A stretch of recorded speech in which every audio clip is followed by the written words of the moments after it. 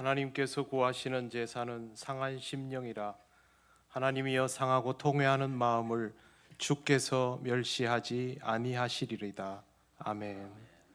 찬송가 32장 하나님께 찬양드립니다.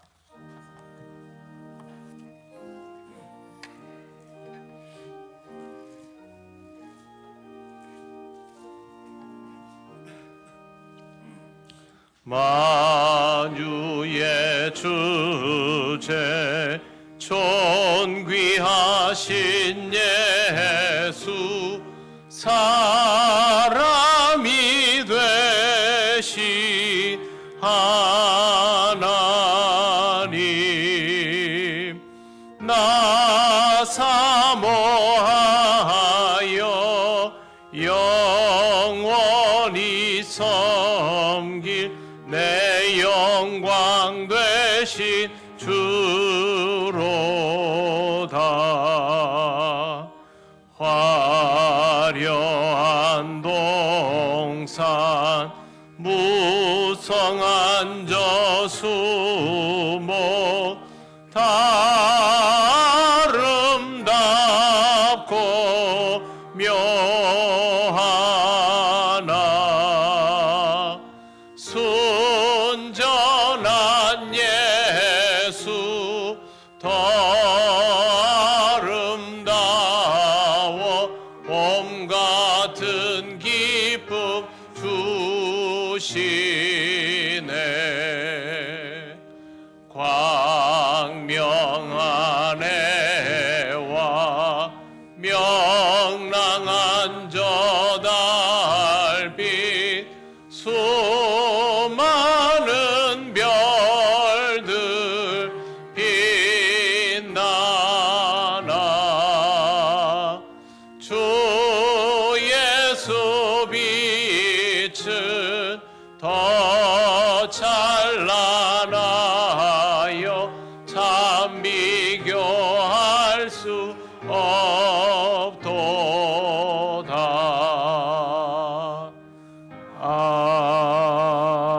아멘. 성시교독 125번입니다.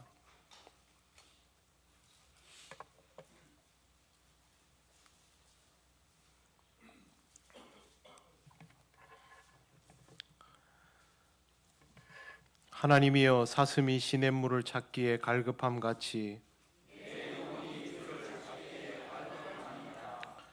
내 영혼이 하나님 곧 살아계시는 하나님을 갈망하나니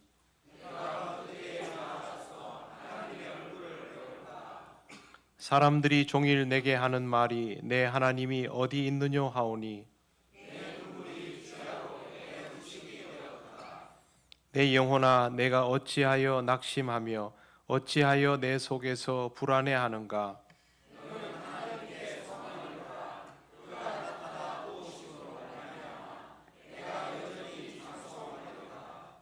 낮에는 여호와께서 그의 인자하심을 베푸시고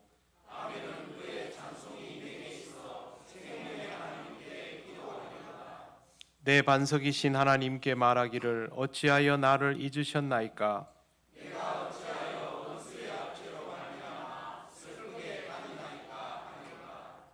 내 뼈를 찌르는 칼같이 내 대적이 나를 비방하여 늘 내게 말하기를 내 영혼아 내가 어찌하여 낙심하며 어찌하여 내 속에서 불안해하는가.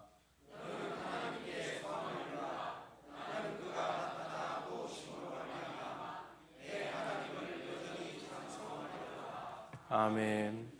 나는 전능하신 아버지 하나님 천지의 창조주를 믿습니다. 나는 그의 유일하신 아들 우리 주 예수 그리스도를 믿습니다. 그는 성령으로 잉태되어 동정녀 마리아에게서 나시고 본디오 빌라도에게 고난을 받아 십자가에 못 박혀 죽으시고 장사된 지 사흘 만에 죽은 자 가운데서 다시 살아나셨으며 하늘에 오르시어 전능하신 아버지 하나님 우편에 앉아 계시다가 거기로부터 살아있는 자와 죽은 자를 심판하러 오십니다. 나는 성령을 믿으며 거룩한 공교회와 성도의 교제와 죄를 용서받는 것과 몸의 부활과 영생을 믿습니다. 아멘.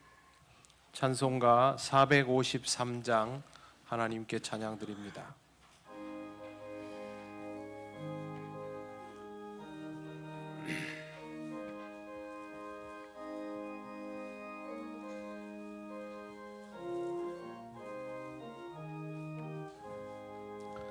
예수도 알기 원하네. 크고도 넓은 은혜와 대속해 주신 사랑을 간절히 알기 원하네. 내 평생의 소원, 내 평생의 소원, 대속해 주신 사랑을 간절히 알기 원하네.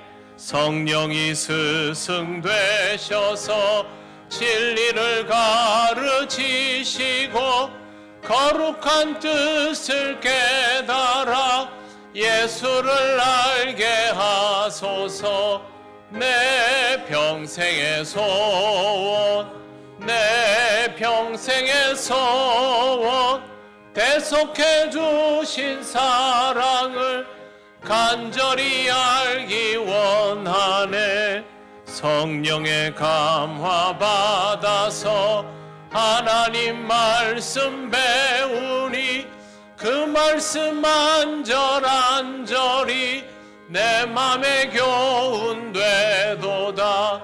내 평생의 소원, 내 평생의 소원, 대속해 주신 사랑을 간절히 알기 원하네. 예수가 계신 보좌는 영광에 둘려 있도다. 평화의 왕이 오시니 그 나라 왕성하도다. 내 평생의 소원, 내 평생의 소원, 대속해 주신 사랑을 간절히 알기 원하네.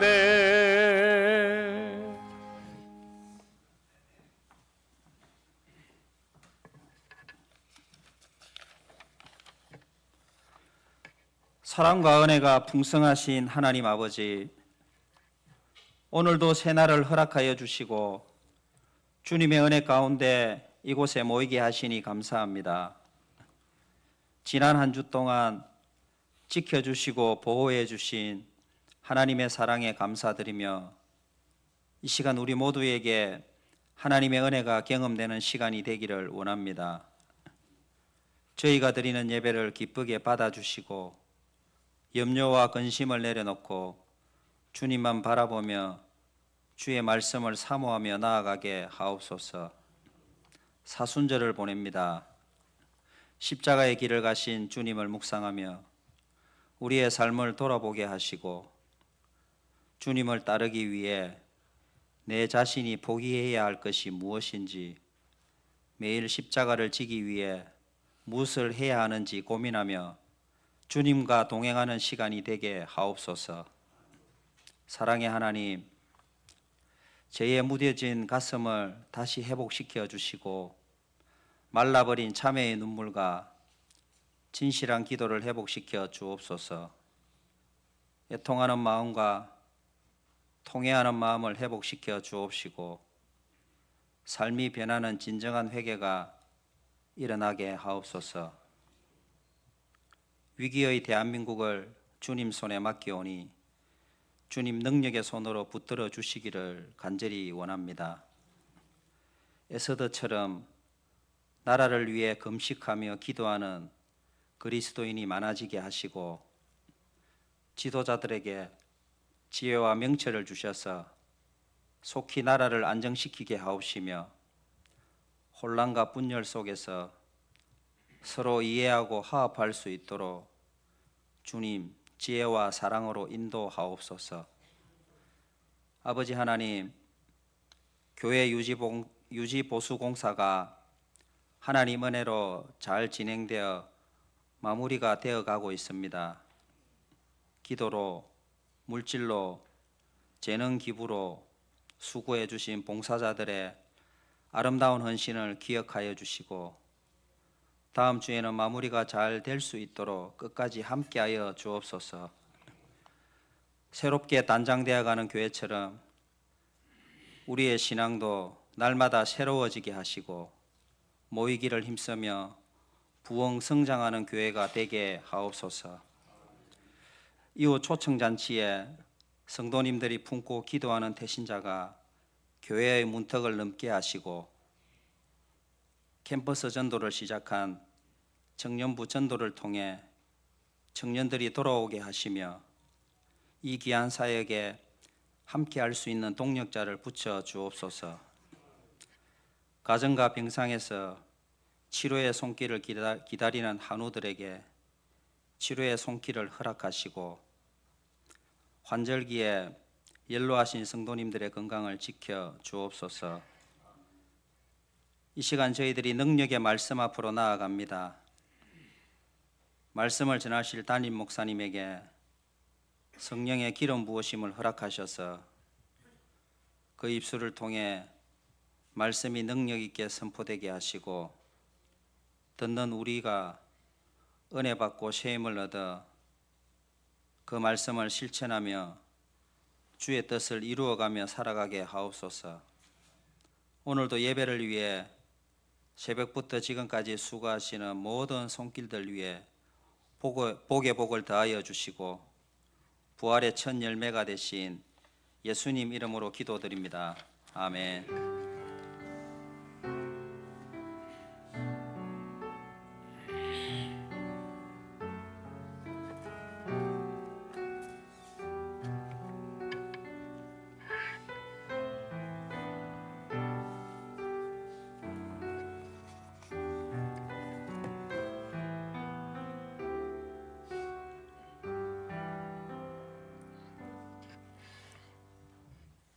하나님 말씀 누가복음 5장 1절에서 11절입니다. 이 말씀은 신약 성경 96쪽에 있습니다.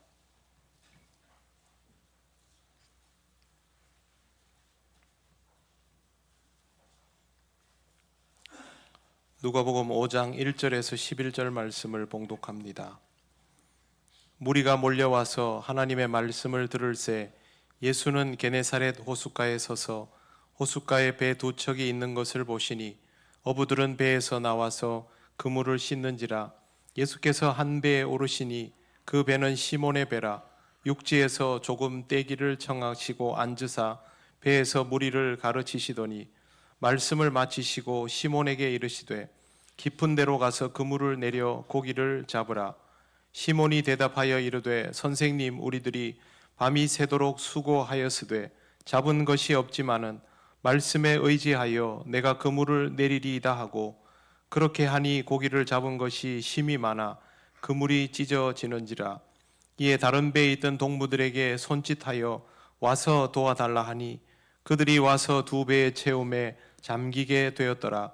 시몬 베드로가 이를 보고 예수의 무릎 아래에 엎드려 이르되 주여, 나를 떠나소서, 나는 죄인이로소이다 하니 이는 자기 및 자기와 함께 있는 모든 사람이 고기 잡힌 것으로 말미암아 놀라고 세베대의 아들로서 시몬의 동업자인 야고보와 요한도 놀랐음이라. 예수께서 시몬에게 이르시되 무서워하지 말라, 이제 후로는 내가 사람을 취하리라 하시니 그들이 배들을 육지에 대고 모든 것을 버려두고 예수를 따르니라. 아멘. 기도드리겠습니다. 하나님 아버지, 은혜를 감사드립니다. 이 시간을 통하여 우리에게 주신 말씀을 깊이 묵상하기 원합니다. 성령께서 우리를 인도하셔서 전하고 듣는 우리 모두가 말씀의 의미를 깨닫게 하옵소서. 예수님 이름으로 기도드립니다. 아멘. 교회 분위기가 많이 바뀌었죠. 매주 바뀌니까 다음 주에는 또 뭐가 바뀔까, 그런 기대와 호기심을 가지고 몇 주를 지나고 있습니다. 장로님도 그렇게 기도하셨지만 정말 더 많이 변화되어야 하는 것은 우리의 내면입니다. 이 교회의 모습보다 더 아름다운 모습으로 변화해가는 우리 모두가 되면 좋겠습니다. 오늘은 사순절 두 번째 주일의 말씀으로 제자를 부르시는 장면입니다. 예수님은 제자를 부르시기 전에 사역을 먼저 시작하신 것으로 성경에 기록되어 있습니다. 누가복음 4장을 보면 광야에서 갈릴리로 돌아가신 후에 여러 회당에서 하나님의 나라를 가르치시는 것을 먼저 하셨습니다. 예수님의 가르침은 놀라웠고 사람들의 반향도 컸습니다. 예수님을 칭송하는 사람들도 있었지만 해치려는 이들도 나왔습니다. 그만큼 영향을 많이 미쳤다는 뜻입니다. 누가복음에서 한 가지 특이점은 제자들을 부르시기 전에 기적을 먼저 행하셨다는 것입니다. 이 부분은 다른 복음서와는 순서의 차이가 있습니다. 마가복음에는 제자를 먼저 부르시고 그 다음에 시몬의 장모를 고쳐주시는 장면이 나오는데 누가복음에는 장모를 먼저 고쳐주시고 그 다음 제자를 부르시는 장면이 나오게 됩니다. 우리가 그냥 일반적으로 생각하면 그래도 시몬을 먼저 만나고 장모를 만나게 되는 것이 이치가 아닌가 싶기도 하면서 또 그런데 반면 생각하면 예수님은 항상 누구를 만나기 전에 그 사람의 실체를 다 아시니까 반대의 경우도 가능하겠다라는 생각도 해봅니다. 이제 오늘의 장면으로 들어갑니다. 사람들이 몰려와서 예수님을 통하여 하나님 말씀을 듣고 있습니다. 장소는 게네사렛 호수, 갈릴리 호수입니다. 호숫가에 배 두 척이 있었고 어부들은 배에서 내려서 그물을 씻고 있었습니다. 예수님께서 그 모습을 보시더니 그 중 한 배에 오르십니다. 그 배는 시몬의 배였습니다. 배에 오르신 예수님은 어부들에게 배를 육지에서 조금 떼도록 청하시고 앉으셔서 무리를 가르치기 시작했습니다. 배가 가까이 있으면 시선을 맞추기가 어렵지만 배가 물 가운데로 조금 더 나가면 더 많은 사람들이 한 번에 주목할 수 있기 때문에 약간 거리를 뗀 것으로 보입니다. 어떤 내용을 가르치셨는지는 나와 있지 않지만 처음에 시작하셨던 말씀이 회개와 하나님 나라였으니 아마 그런 내용이 아니었을까 생각해 봅니다. 말씀을 마치신 이후에 예수님은 선주인 시몬에게 깊은 데로 가서 그물을 내려 고기를 잡으라 하셨습니다. 그때 시몬이 대답을 합니다. 5절 말씀 보십시오. 시몬이 대답하여 이르되 선생님 우리들이 밤이 새도록 수고하였으되 잡은 것이 없지만은 말씀에 의지하여 내가 그물을 내리리이다 하고 라고 되어 있습니다. 시몬의 대답은 간단하게 두 가지일 수 있죠. 하나는 네 알겠습니다. 아니면 그렇게는 못하겠습니다 인데 그 둘도 아닙니다. 먼저 머릿말을 붙입니다. 밤새도록 헛그물질을 했다는 것을 분명하게 밝히고 있습니다. 이 말은 지금이 고기 잡을 상황이 아니다라는 뜻입니다. 시몬은 어부입니다. 고기잡이에 대해서는 누구보다 잘 알죠. 어부들은 보통 밤에 나가서 이렇게 고기를 잡을 때 자기들이 못 잡으면 직감적으로 다른 사람들도 못 잡는다라는 걸 압니다. 그런 날은 고기들이 아예 움직임이 없는 날이죠. 안 되는 날입니다. 이 날은. 누구보다 시몬이 이걸 잘 알지요. 예수님은 어부와는 거리가 좀 먼 목수 출신입니다. 목수의 말을 어부가 들어야 할 이유는 전혀 없습니다. 그런데 시몬은 이렇게 말을 하면서도 예수님의 말씀을 받아들입니다. 시몬이 예수님의 말씀을 받아들이는 이유는 예수님께서 그에게 이미 선생님이 되어 있기 때문입니다. 본문에 나오는 선생이여라는 이 표현은 헬라어로는 에피스타타입니다. 이 단어는 성경 전체에서 누가복음에만 6번 나옵니다. 다른 복음서에는 이 단어가 쓰여지지 않고 디다스칼로스라는 단어가 쓰여집니다. 이것도 교사, 선생님이라는 뜻인데 뉘앙스가 좀 다릅니다. 보통 유대인 율법학자들에게는 랍비라는 말을 붙이기도 하고 디다스칼로스라는 말을 붙이기도 하는데 굳이 에피스타타를 사용하고 있는데 이건 그냥 선생님이라고 부르는 게 아니라 굉장한 존경의 의미를 가지고 선생님이라고 부르는 겁니다. 그러니까 좀 우리가 쉽게 이해할 정도가 되려면 스승님, 거의 무릎 꿇고 앉아서 스승님이라고 부르는 정도라고 볼 수 있습니다. 예수님과 시몬은 이제 막 만났죠. 그리고 그물질 한 거 다 이제 고기 한 마리도 못 잡고 별로 기분 안 좋고 피곤한 상태에서 그물 청소하면서 아마 이게 귀동냥으로 예수님 말씀을 듣는 상태였을 것입니다. 하지만 자기 배니까 바로 옆에 앉아서 들을 수밖에 없었겠지요. 시몬이 예수님을 스승님이라고 존경심을 가지고 대답을 하는 이유는 오늘 예수님의 말씀을 그 무게로 받아들였다라는 뜻입니다. 처음 만났지만 잠시 말씀을 들었지만 저분은 내가 부인할 수 없는 스승이구나, 그렇게 받아들인 것입니다. 더군다나 이 표현에는 친밀함까지 있습니다. 그 말은 이 한 번의 만남으로 주님과의 관계를 굉장히 가깝게 느끼고 있다는 뜻입니다. 자신의 삶에 대해서 자기 나름대로의 식견과 경험이 있지 않습니까?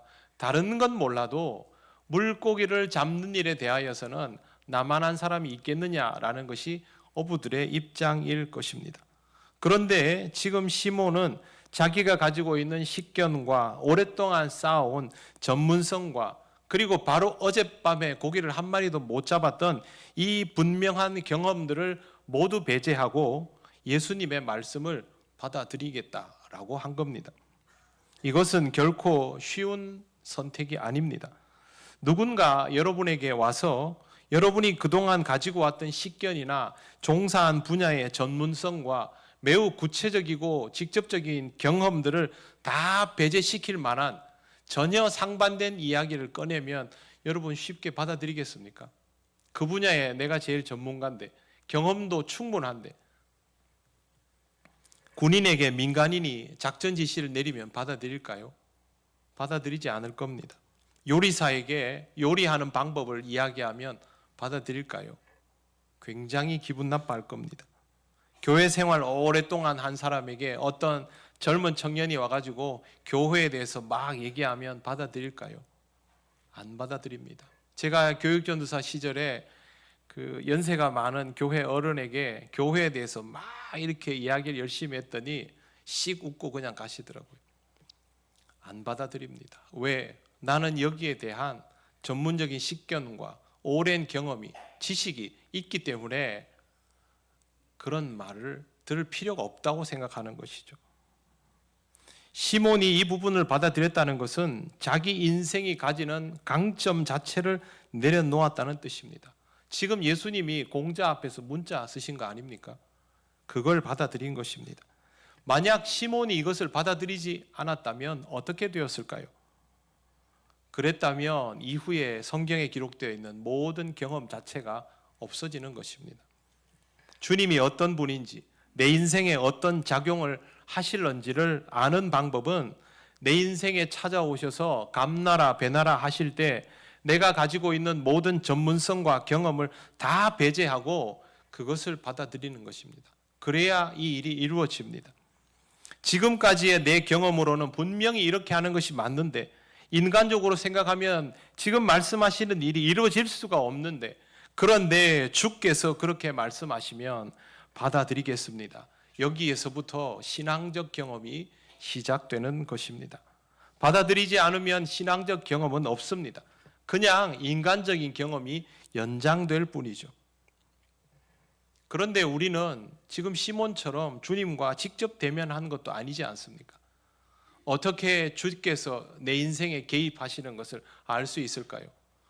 어떻게 하나님이 나에게 오셔서 내 인생에 대해서 감나라 배나라 하시는 것을 깨달을 수 있을까요?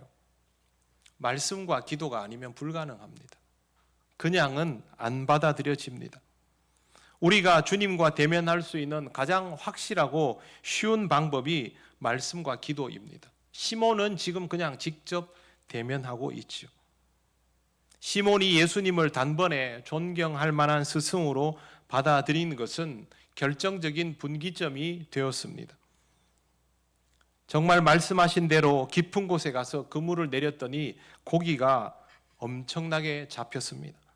밤새 자신들이 한 마리도 잡지 못했던 것과는 너무도 다른 상황이 펼쳐진 것입니다. 이걸 보고 아마 예수님이 시몬이 밤새 헛그물질한 그 자리 말고 다른 데를 알려주셔가지고 고기를 잡았을 것이다, 이렇게 해석하고 싶어하는 사람들도 있는데요, 그게 아닙니다. 시몬은 그날 밤 어디에서 고기를 잡아야 확률이 제일 높은지를 아는 사람이죠. 그런데 못 잡았다는 거 아닙니까?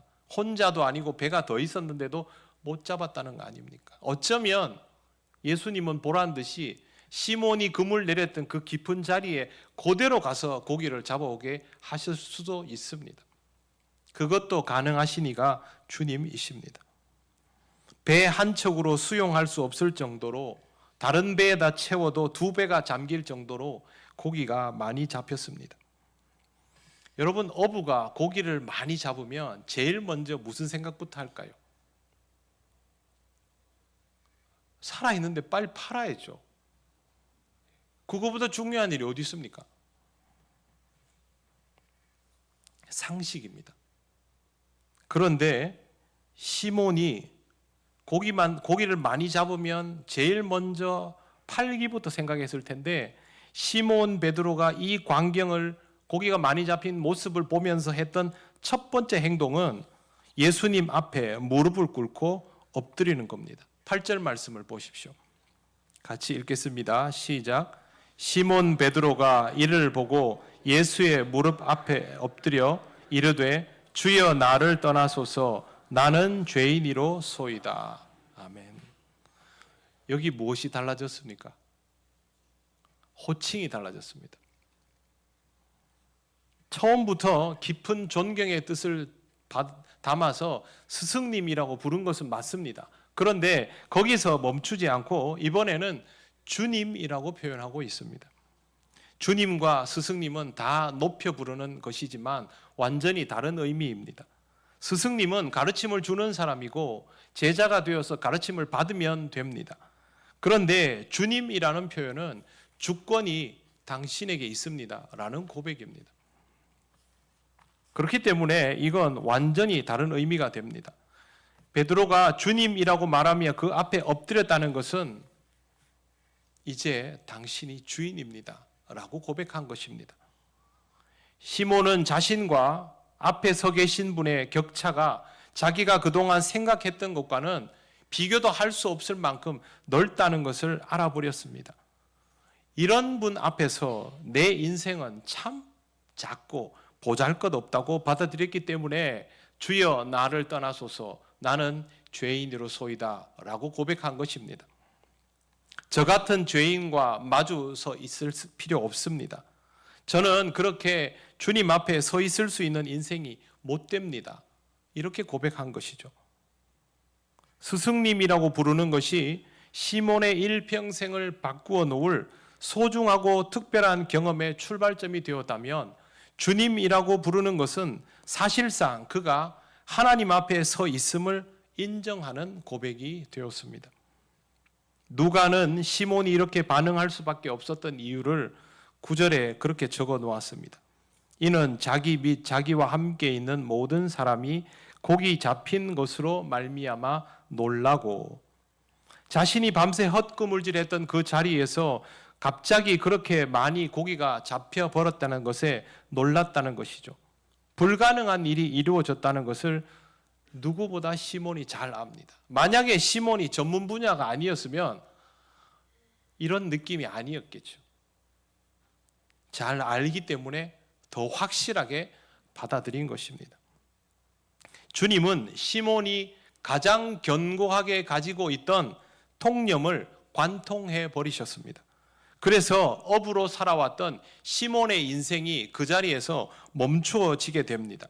그가 가지고 있던 경험과 기술과 지식이 주님의 능력 앞에서는 무용지물이라는 것을 깨닫게 됩니다.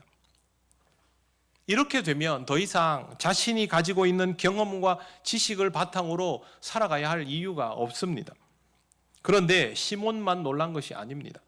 거기 있는 사람들이 다 놀랐습니다. 고기잡이를 보면 우리 통영 사람들은 그냥 안 보이잖아요. 그림이 막 그려지지 않습니까? 왜 그러냐면 나가면 바다에 고기 잡아오는 배들이 보이니까 이거 우리한테 굉장히 익숙한 그림입니다. 만약 이렇게 고기 잡은 배를 본다면 우리도 다 놀라겠지요. 있을 수 없는 일이니까요.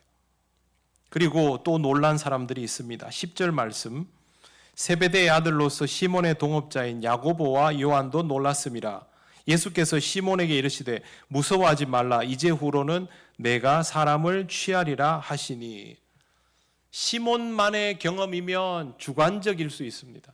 그런데 이렇게 되면 객관적인 경험입니다. 공적인 경험이 되었습니다.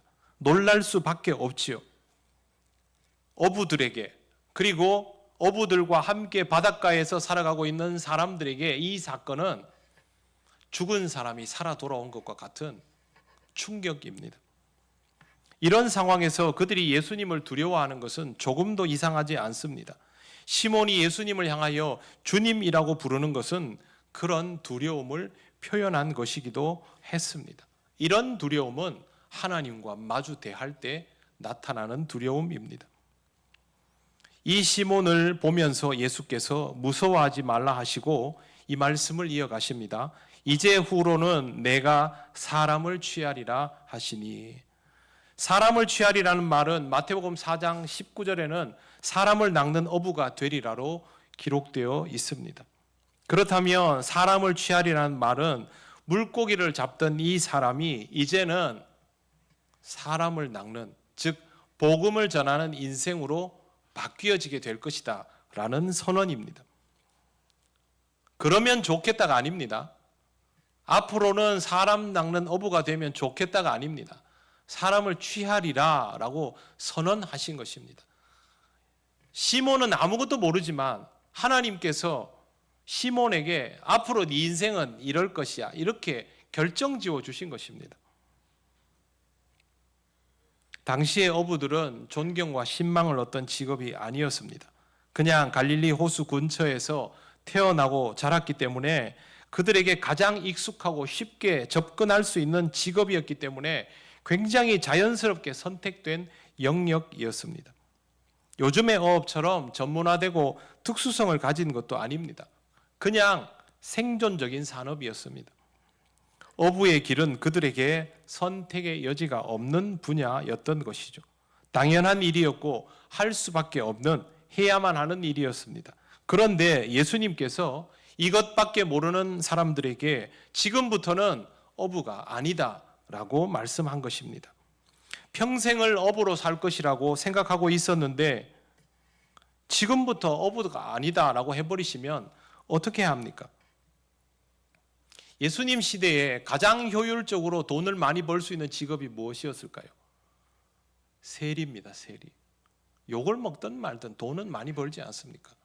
그런데 세리에게 다가가서 이제부터 너는 세리가 아니다. 그럼 어떻게 해야 됩니까? 백부장으로서 치안을 담당하고 거기에 있는 사람들을 다스리는 역할을 하고 있는 군인에게 이제부터 너는 백부장이 아니다. 사람들을 다스리는 사람들이 되어라. 복음을 전하는 사람이 되어라. 어떻게 해야 됩니까? 자객당의 일원으로 독립운동을 하기 위해서 사람 죽이는 것도 주저하지 않는 그런 열심당 당원에게 이제부터 너는 자객당 당원이 아니다. 이걸 어떻게 받아들여야 됩니까? 예수님은 지금 시몬과 야고보와 요한에게 그 질문을 하신 것입니다.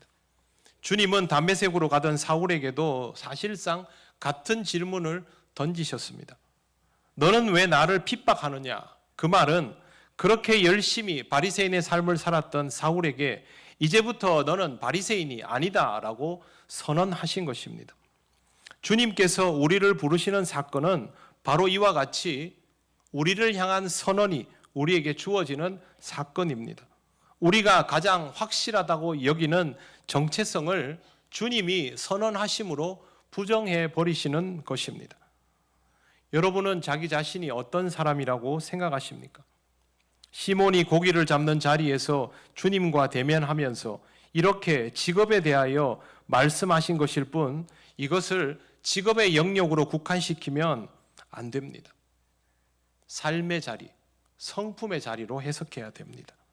고기만 알던 시몬이 고기 대신 사람을 깊이 아는 시몬이 되는 것처럼, 돈만 알던 마태가 돈 대신 사람을 아는 마태가 되는 것처럼, 주님은 우리의 주력을 내려놓고 사람을 깊이 아는 인생을 살도록 선언하십니다.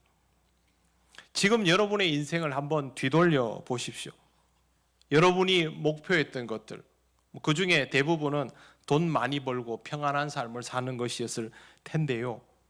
여러분은 지금 그렇게 꿈꿔왔던 것과 신앙적인 삶 중에 무엇을 선택하고 있습니까?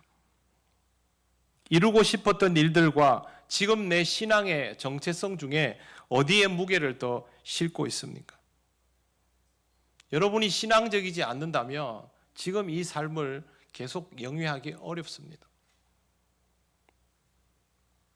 어떤 사람은 사람들에게 초라하게 보이지 않는 것을 목숨처럼 소중히 여기기도 합니다. 아마도 주님은 그런 사람과 대면하시면 그걸 내려놓으라 하실 겁니다. 만약 내가 그런 사람이면 지금의 나는 무엇을 중요하게 여기고 있습니까?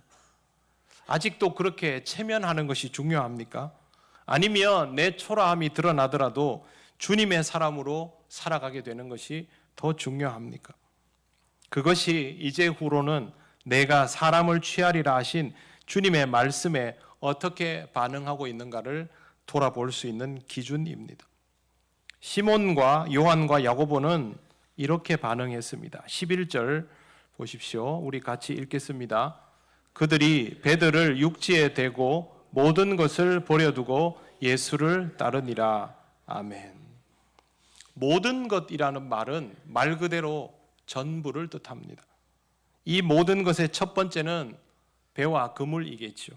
그리고 그동안 살아왔던 인생입니다. 또한 지난밤에 너무 많이 잡혀버린, 아침에 너무 많이 잡혀버린 고기입니다. 여러분, 배 두 척에 고기가 가득 채워지면 돈이 얼마일까요?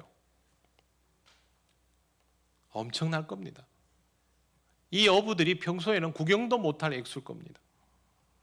그런데 이거 내다 팔면 당분간 그물질 안 해도 될 정도일 텐데, 근데 이걸 버렸습니다. 성경에서 이 많은 고기들을 어떻게 했는지 혹시 어디 보셨습니까? 기록 자체가 없습니다. 관심 대상이 아닙니다. 일반적으로 이렇게 고기가 잡히면 이건 가장 중요한 관심사가 되죠. 저는 이런 생각도 들었습니다. 주님을 따르더라도 급한 대로 이 고기를 팔아서 돈을 좀 마련하면 제자 공동체가 생활하기에 상당히 편하지 않을까. 그래서 정말 유다처럼 주님 하루만 말미를 주시면 제가 이거 다 팔아오겠습니다. 아마 앞으로 굉장히 큰 도움이 될 겁니다. 효율적이지 않습니까? 그런데 세 사람의 어부는 그 순간 그 자리에서 모든 것을 다 내려놓았습니다. 주님을 따르기로 결심한 순간부터 이 모든 것들은 더 이상 그들에게 필요하지 않았던 것입니다.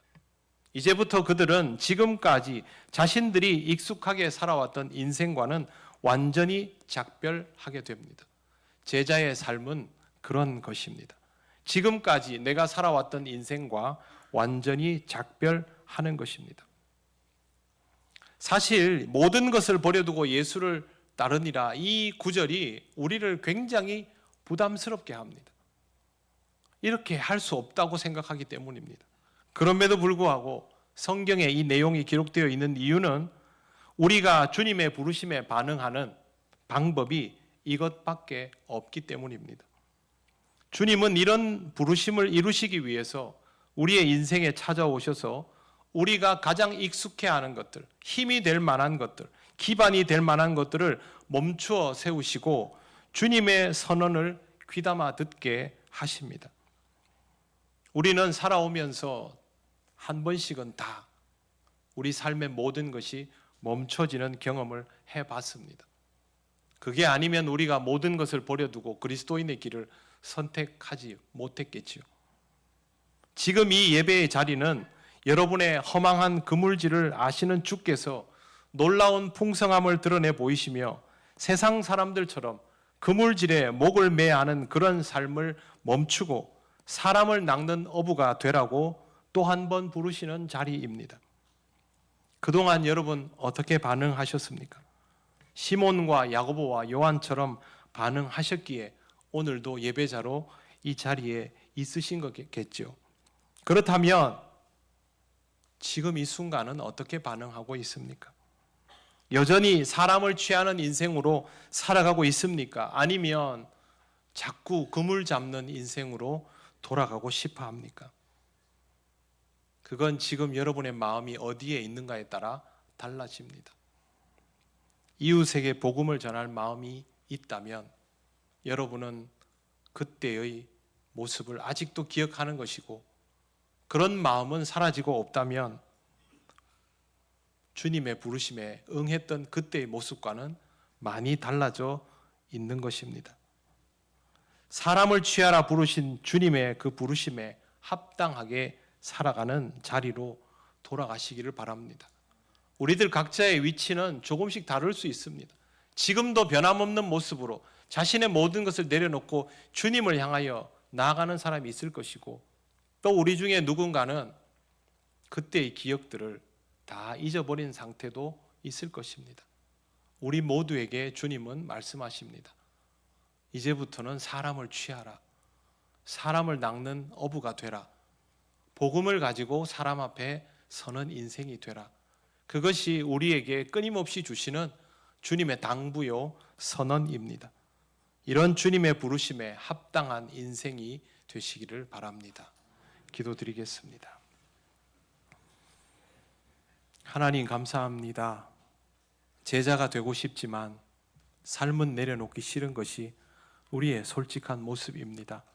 그러나 주께서 이미 선언하여 주셨고 우리에게 길을 열어주셨기에 다시 한번 주의 음성을 들으며 주님 선언하신 그 인생으로 나아가기 원합니다. 부르심에 합당한 자가 되게 하옵소서. 예수님 이름으로 기도드립니다. 아멘. 찬송가 465장 찬양하시며 봉헌하시겠습니다.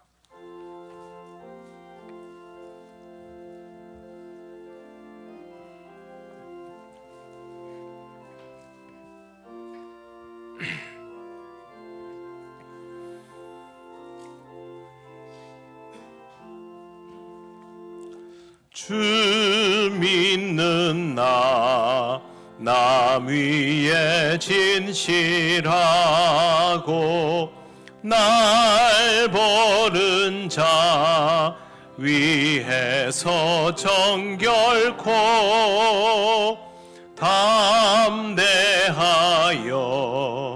이 세상 환난 중에 나 용감히 늘 승리하리라. 나 용감히 늘 승리하리라. 저 원수도 내 참된 친구 삼고 남 주면서 행한 일 잊으리. 연약한 나 늘 온유 겸손하여 늘 섬기며 기쁘게 살리라. 늘 섬기며 기쁘게 살리라. 늘 바빠도 나 힘써 기도하며 주와 함께 늘 교제하리라. 주가 신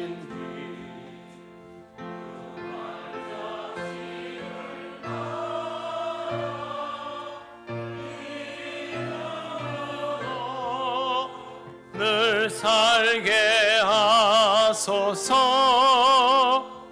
믿음으로 늘 살게 하소서. 아멘.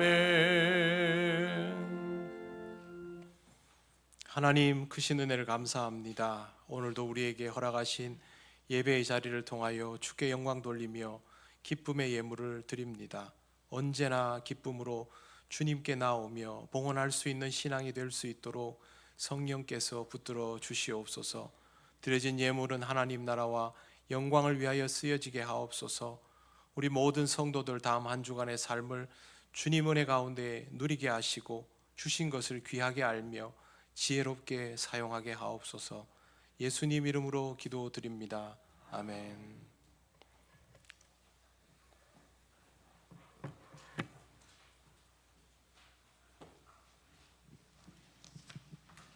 교회 소식 알려드리겠습니다. 예배에 나오신 모든 분을 환영합니다. 처음 오신 분은 새가족부의 안내를 받으시기 바랍니다. 새가족이 있습니다. 장세훈 성도님, 무전동에 있는 명륜 진사갈비를 운영하고 계십니다. 참고해 주시면 되겠습니다. 예배 사순절 두 번째 주일입니다. 신앙적인 사람으로 살아갈 수 있도록 말씀 묵상과 이웃 사랑의 생활을 실천하시기 바랍니다. 사순절 묵상 카드가 필경대에 준비되어 있습니다. 모임 교육부 회의가 오늘 오후 구역장 건찰 모임 후에 3교육관에서 있습니다. 기간 논례가 오늘 2부 예배 후에 각 지정 장소에서 있습니다. 안내 교회 새 단장이 진행 중입니다. 성도님들 보시면 아시겠지만 너무나 많이 변했습니다. 깔끔하게 참 하나님께 감사가 되더라고요. 우리 성도님들이 이렇게 하나님께서 좋은 단장을 하시도록 은혜를 주셨으니까 신앙생활을 잘하면 보답이라고 생각합니다. 잘해주시기 바랍니다. 예배실 강대상과 탁자를 김부종 장로님, 그 다음에 신기자 근사님 가정에서 해주셨습니다. 위에 있는 큰 강대상과 그 다음에 제가 서 있는 소강대상, 그리고 뒤에 화분을 올리는 탁자가 되겠습니다. 감사합니다. 그리고 예배실 단상의자, 강대상 위에 있는 단상의자를 김수곤 집사님, 백성영 집사님 가정에서 해주셨습니다. 감사합니다. 그리고 이번 교회 유지보수 공사에 수고해 주신 분이 굉장히 많습니다. 특별히 교회 안에 리모델링 공사를 김철용 안수 집사님이 보수를 받지 않고 한 이틀 정도는 밤을 새시는 것 같더라고요. 한 3일인가. 예, 진짜입니다. 제가 새벽기도 오니까 불이 켜져 있더라고요. 그리고 밤늦게까지 며칠을 이렇게 고생을 해주시더라고요. 참 고맙고 감사합니다. 그리고 주부에는 이름이 없지만 조금인 집사님과 신백수 집사님, 윤혁신 집사님, 그리고 김부종 장로님, 그리고 최한길 장로님께서 특별히 수고 많이 해주셨습니다. 만나시면 수고하셨다고 덕담해 주시면 고맙겠습니다. 이외에도 많은 분들이 교회 세단장에 참여해 주셨습니다. 이번 공사는 이번 주에 마무리가 될 예정입니다. 강단 헌화는 김혜경 근사님 가정에서 해 주셨습니다. 동부지역 장로협의회 실행위원회 회의가 18일 화요일 오전 11시에 우리 교회당에서 있습니다. 네 번째, 전교인 전도가 22일 토요일 오전 9시 30분에 1교육관에서 모이도록 하겠습니다. 2월 달에 행복한 전도대에서 주최하는 전교인 전도를 한번 했는데 새벽에 우리가 이제 시작을 했는데 이번에는 좀 낮에 하면 더 많은 성도님들이 참여하기가 좋지 않을까 해서 9시 30분으로 시간을 변경을 했고 장소도 강구안 쪽으로 변경을 할 예정입니다. 판이 커지니까 우리 성도님들 좀 많이 참여해 주셔서 전도를 한번 체험해 보시고 또 전도를 해보면 전도지나 이런 걸 받는 분도 있고 안 받는 분도 있고 받고 버리는 분도 있습니다. 그 마음도 느껴보셔야 저희들이 영혼을 사랑하는 마음이 더 생기지 않을까 생각합니다. 다섯 번째, 캠퍼스 전도 사역자 모집을 하고 있습니다. 청정부 캠퍼스 전도에 동참하실 분을 모집합니다. 마음이 있으신 분은 김철용 청년부 부장 집사님에게 문의해 주시면 되겠습니다. 이후 초청잔치가 4월 20일 부활절에 있습니다. 전도를 위한 작전 카드가 필경대에 준비되어 있습니다. 오늘까지 제출해 주시면 되겠습니다. 그리고 출산 축하금을 보험교회 등록 출석 교인에 한해서 축하금을 100만 원을 드리기로 재직회에서 결의를 하였습니다. 그래서 일단은 애를 놓으시려면 등록을 해주시고 그 다음에 100만 원을 꼭 드릴 거니까 꼭 믿으시고 도전해 보시는 것도 좋을 것 같습니다. 수요 기도의 순서가 19일 백성년 집사님이 되겠습니다. 이상으로 강구를 마치겠습니다.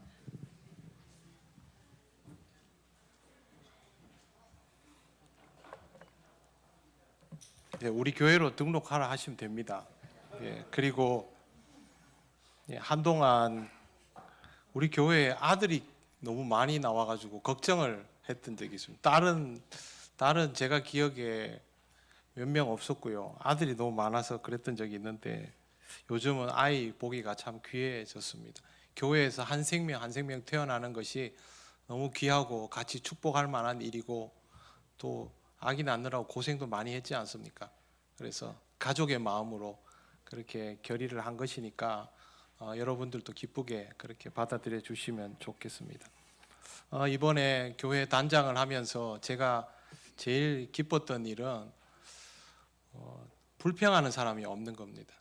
단장하는 과정 중에나 뭐 해놓은 것이나 참여하는 분들이나 누구 하나 불평하는 사람 없이 그렇게 섬기고 사역하는 게 너무너무 보기 좋았고, 여기 의자 여러분 이 배열도 그냥 한 것 같지만 교우들이 토요일 날 막 와가지고 또 막 자리 배열하고 했는데 그날도 와서 즐거운 마음으로 모두 참여하고 그렇게 했습니다. 그 부분이 얼마나 귀하고 아름다운지 모릅니다. 앞으로 우리 교회 모든 일들이 그렇게 자연스러우면 좋겠고요. 지난번 그 모두 함께 전도하는 날은 35명 오셨습니다. 최소한 그거보다는 더 많이 모여서 함께 복음 전하고, 장로님이 그 전도지 안 받는 사람이 있다는 얘기를 안 하셔야 되는데 그 거절 당할 때도 있습니다. 근데 그건 뭐 마음에 딱 생각하고 참여를 하시기를 바랍니다.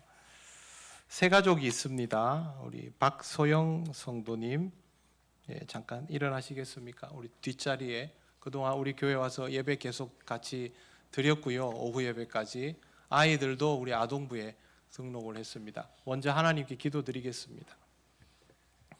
하나님 감사합니다. 박소영 성도님을 우리에게 보내주셔서 신앙으로 함께 살아갈 수 있도록 인도하심을 감사합니다. 우리 박소영 성도님과 또 사랑하는 두 아들에게 하나님께서 주시는 평안이 있게 하시고 또 멀리 있는 남편에게도 하나님께서 주시는 평안이 있도록 인도하옵소서. 이 가정이 주님 손에 붙들려 늘 살아왔사오니 또 우리와 함께 아름다운 믿음의 동역을 이루어갈 때도 주님의 인도하심을 따르는 귀하고 복된 가정이 되게 하옵소서. 예수님 이름으로 기도드립니다. 아멘. 박수로 환영하시겠습니다.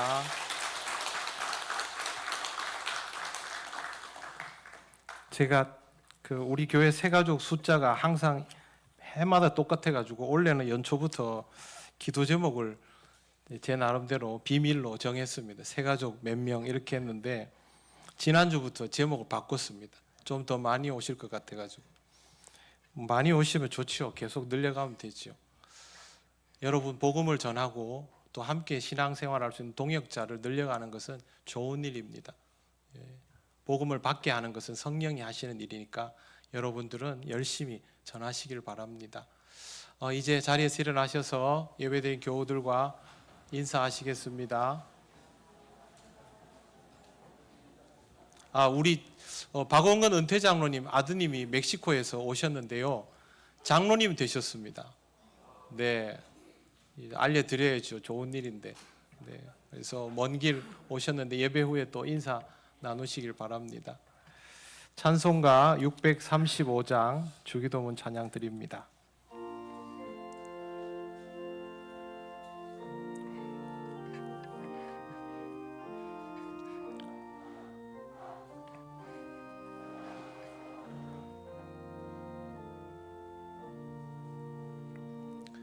하늘에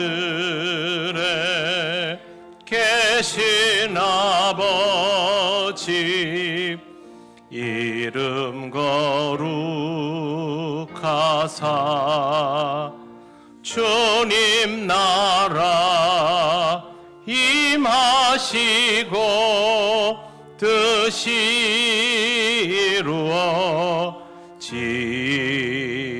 이루어지이다. 일용할 양식 주시고 우리들의 큰 죄 다 용서하옵시고 또 시험에 들게 마시고 악에서 구원하소서. 대개 주의 나라 주의 권세 주의 영광 영원히